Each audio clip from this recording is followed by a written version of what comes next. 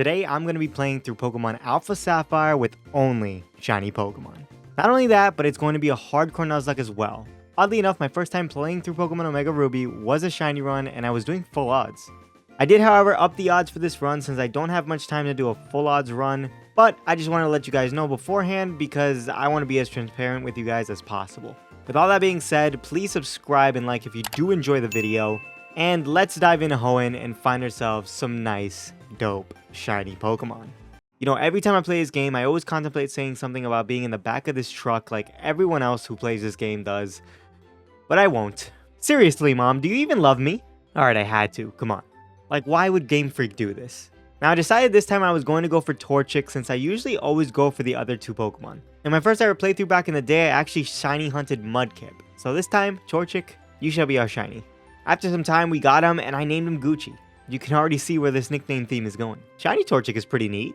Unfortunately though, picking Torchic is really bad and pretty much impossible for a hardcore Nuzlocke without some serious luck in the first gym. I completely forgot at the time and it was already too late. I'm committed. I knew immediately that I had to hunt another shiny. I was going to random encounter, but then I remembered that Dex Nav is a feature in this game and you can basically customize your shiny team somewhat. Instead of getting unlucky with a Zigzagoon or a Tailo on the first couple of routes, I pulled out the Dex Nav and started hunting Lotad. Lotad is really special to me because it was the first shiny I ever came across. I don't think I'll ever forget that moment. I was glad to be reunited and I named her Chanel. Lotad shiny is actually super nice and I kind of wish it kept it for its other evos, but unfortunately it doesn't. The good news though is that the level cap is at level 14 and Lotad actually evolves right at that level, so here's Lombre. As you can imagine, since the first gym is a rock type, Lombre absolutely demolishes Roxanne's Pokemon with Bubble. Yes, a couple of bubbles can take out literal pieces of rocks. Mind-blowing. After this, we save Pico for what seems like the billionth time for me since Emerald, and we set sail to Dewford. My next encounter is going to be in Granite Cave, but I can't actually get it before Brawly since it's in the basement. Instead, I just take on the gym right away. Before that though, Gucci did evolve into Combustion. I think I like Torchic shiny better. Anyone agree? Those red eyes make it look like it has rabies or something. Brawly isn't hard at all, and it's not even because we have the move Peck. I just used Double Kick for 2 turns, and there goes Machop. Makuhita decided to try and set up, but Gucci is just too strong. 2 Double Kicks is enough as well. Sorry, Brawly, but there's only room for one fighting type in this playthrough, and that's Gucci. Over in Slateport, I was robbed of $50 to get into this place. I know for a fact all these Aqua Grunts didn't pay $50 each to get in here. This ain't fair. While fighting one of these grunts, I actually led Combustion on accident and had to switch into Lombre.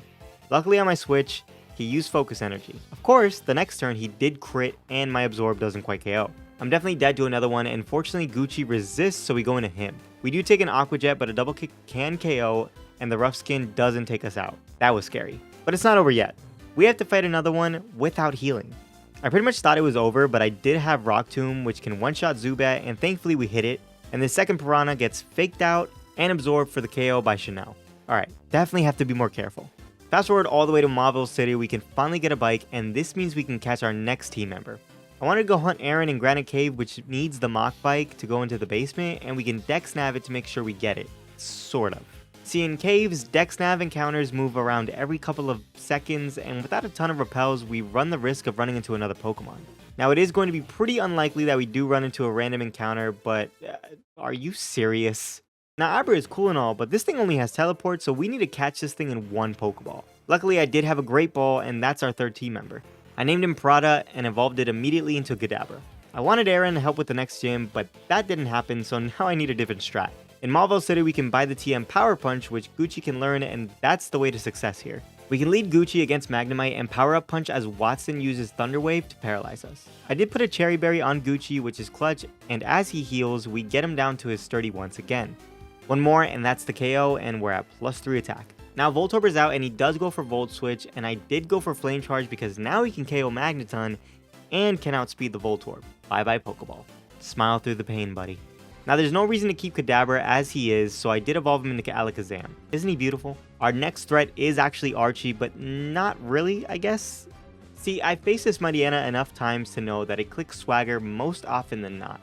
I led Gucci to get Swagger to +2 and pop his Prism Berry to snap out of confusion.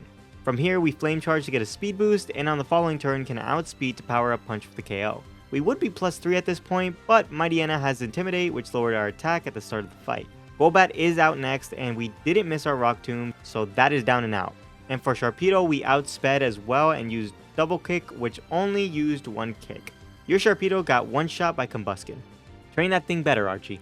From here we can arrive to Lava Ridge and take on Flannery. I was actually scared for this one since her Pokemon can set up Sunny Day, however it wasn't too bad. Chanel led and faked out, and a turn after can use Bubble Beam to knock out Slugma. We needed the fake out to knock out Slugma, by the way, and now we just keep pressing Bubble Beam since we have the Metronome item on Chanel. Toro comes out next, which I didn't expect, and she uses Sunny Day. She then healed and our Bubble Beam doesn't even do half now thanks to them UV rays. Even with a Metronome, we can't finish the Tortoise off. However, of course, the AI is dumb and uses Curse, so that's pretty much GG's, since her last Pokemon is, this thing. Well, ladies and gentlemen, it's that time again for another shiny, and this time I'm going for a fan favorite here, Trapinch. I very rarely use Trapinch, so I'm excited here. This is exactly how the last hunt went, where the Dex Nav encounters move every second. This means we do have a chance of getting something we don't want. Fortunately enough, this did not happen, and wow, he's gorgeous. I named him Versace, and by the way, I also had to put a Smoke Ball on Lombre since Trapinch has the chance to have Arena Trap, which would have made the hunt even more annoying. Our next gym fight is our dad, and I have a little strat involving Prada for this one. Dad has 2 Slackings. Yes, 2. And even though they have Truant, they hit super hard. The good news is Prada learned the move Reflect, meaning we can nerf Slacking's attack when it does happen to hit. Let's see how this goes. Prada gets that Reflect off while Slacking yawns us. No biggie since the next turn we can get into Gucci for free because of that Truant ability. Now we use Swords Dance the following turn as Slacking uses Yawn. I need to be +4, so on his Truant turn we use another Swords Dance and we fall asleep, but I put a Chesto Berry on Gucci. Now Slackings actually have a base 100 speed, don't ask me why, but they do, while Combuskins have like 50 something.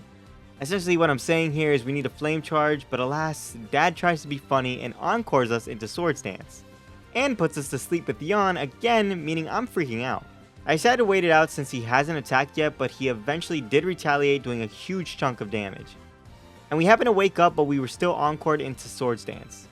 Since it's his Truant turn, this is perfect as we can Flame Charge, get him to half, outspeed the next turn, and Flame Charge him again just in case for that level 30 Slacking. Vigoroth stands no chance at this point, so no worries there, and of course, we outspeed Slacking and a single low sweep can destroy this ape. Pretty intense battle. Now our next shiny is going to be a wild one, and you probably know what it is thanks to the thumbnail. Yes, I decided to hunt Latias as our 4th encounter. This is annoying because not only do you have a cutscene, but you have to fight Team Aqua grunts as well, which doesn't help the situation at all. Fortunately, Alakazam takes care of the fight no issue, and even though the odds are upped, this still took some time. Eventually though, we get our gorgeous Latias, which is the better shiny of the 2 legends in my opinion, and I named her Balenciaga. Props to anyone who does that hunt on full odds. Basically now with Latias, we can rain havoc anywhere we please. If you're wondering by the way why I haven't shown any of the May fights, it's because she hasn't been a problem at all. I mean, are you watching this?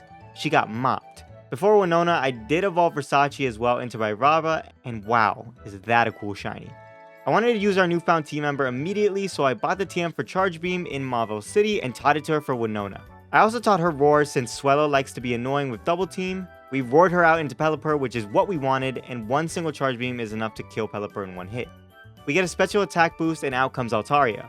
I'm not too worried since Balenciaga has Recover and also popped a Citrus Berry. We did miss our first Charge Beam, but our second one did get us a boost, so a +2 Dragon Breath takes down Altaria, and for Skarmory, 1 Charge Beam is enough to kill. Not that we would have anyway since it has Sturdy, but still.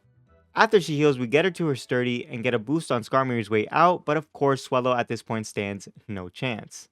On the way to Lily Cove, we evolve Gucci as well, and man, you gotta love the white fur on Blaziken. I knew it wouldn't be worse choosing you, Gucci. I wish I could tell you that our May fight in Lily Cove was challenging, but it just wasn't. I even used Versace to take on this Macargo, and Chanel almost one-shot Swampert. Yeah, unfortunately Lombre just doesn't get any good grass moves through level up. I love how on Mount Pyre an evil team steals their blue orb, and here comes me who defeated the admin, so they just hand me this sacred treasure. I'm just a kid. I don't know what to do with this. Now all the Team Aqua stuff is a breeze, no one gave us trouble, so on to the next gym. The twins. Before that though, might as well evolve Versace into the amazing shiny that is Flygon. Anyways, I led this legendary duo and just used Surf with Balenciaga, snagging a crit on the moon while we did nothing to Versace, thankfully. I did Roost to be safe, and the following turn the sun gets up, well, the sun, and now our Surf will do less, so I just Dragon Breathed and Dragon Clawed. I should have Dragon Clawed Lunatone though, because I didn't think the Psychic would do as much as it did. Of course, they're cop-outs and they have potions, but after roosting a whole bunch and Latias getting put to sleep, Versace managed to kill Solrock. All that's left is Lunatone, and eventually it meets its fate as well. I would have loved if they had their Emerald teams, but oh well. Right after this, I went diving for treasure to find a blue shard. With this, we can trade it for a Waterstone at this guy's house out in the middle of the ocean. Now we can evolve our sweet Chanel. She's just how I remember years ago. When it's time to fight Archie because he's gone totally insane, Ludicolo has no issue taking out Mariana, as well as Latias having no problem taking out Muck with Mist Ball. I did switch into Versace for Crobat, and we took a nasty acrobatics. We did manage to kill Crobat thanks to a crit, and for Mega Sharpedo, I went straight into Gucci since this thing has no water type moves. Either way, he just used Scary Face, so a single low sweep finishes the battle. Also, I don't remember Archie being on the floor like Maxie in Omega Ruby. Is this different, or am I just forgetting? Usually Primal Groudon is hard for me, but with Chanel and Grass Knot, Kyogre was super easy. Man, Wally's already at the Pokemon League, and I'm having to deal with business that has nothing to do with me. This should be Steven's issue. I was going to challenge the final gym, but then I remembered. We still have one more Pokemon to capture. I decided I wanted to use a non-Hoenn Pokemon. Yes, I know Alakazam is Cantonian, but I didn't plan to have Alakazam on the team anyways.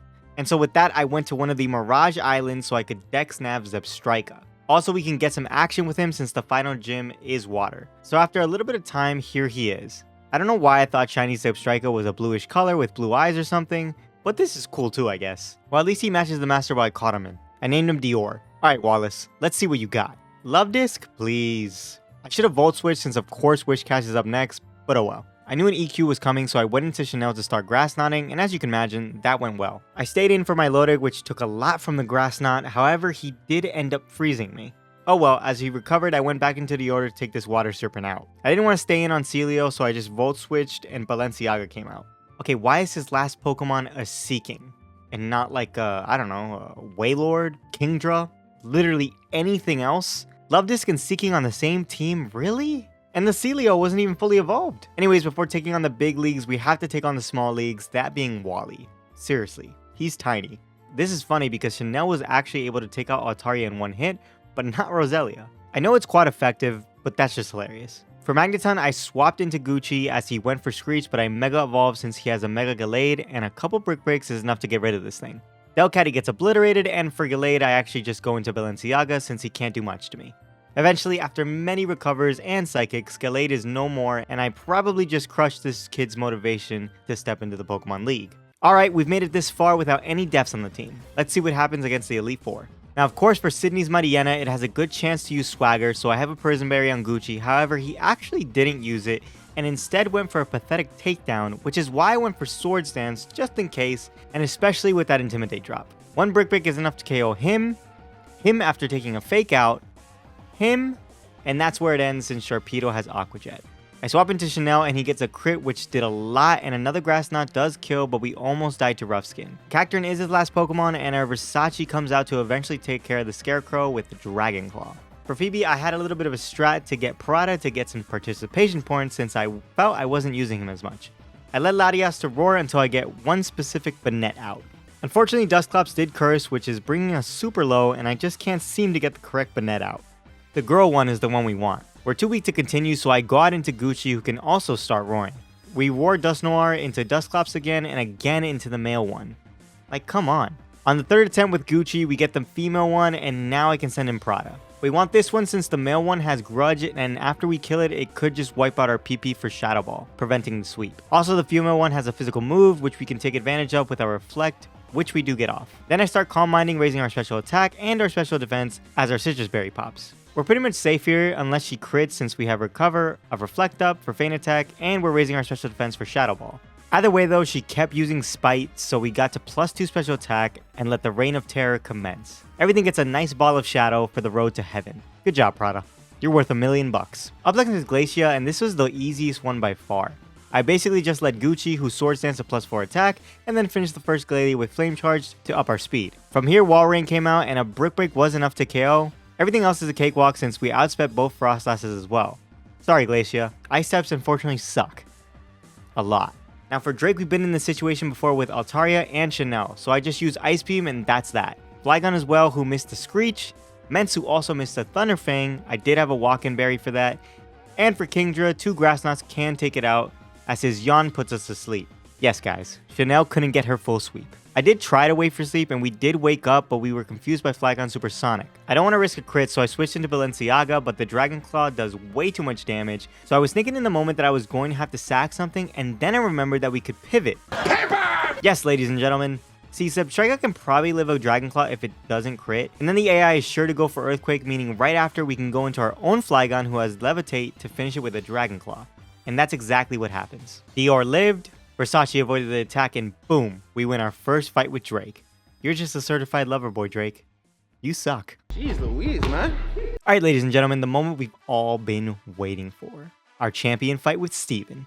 I had a perfect strat for Steven involving a sweep with Mega Blaziken. I led Prada, who attacked with Shadow Ball, to break Sturdy, then used Reflect first, and then taunted so that we wouldn't get toxic from Skarmory later. Then I switched into Gucci, who I rare candied to level 60 by the way. We Mega Evolve this beauty as we take an Aerial Ace that does pathetic damage. We Swords Dance, and at the end of the turn, our new ability raises our speed. From there, I Swords Dance one more time as Steven's Aerial Ace luckily doesn't crit. Now a nice Flame Charge is enough to kill Skarmory. I didn't bring Blaze Kick because it's inaccurate and I needed Double Kick for Aggron since it has Sturdy as well. Clado could be a range here, which is why I rare candy to level 60 and Cradily gets Brick Breaked. Armaldo also gets Brick Breaked, and even though Metagross Mega evolved, yeah, Gucci is just raging with fury. Well, there you have it guys. Can I beat a Pokemon Alpha Sapphire Hardcore Nuzlocke using Shinies only? Evidently I can, and with no deaths. But I guess it's pretty easy when you have a stacked team like mine. If you guys enjoyed the video, give it a thumbs up, and subscribe if you're new or if my content keeps showing up in your recommended. I love you guys so much, and thank you all for the support, and I will see you all in the next one. Bye! Subscribe.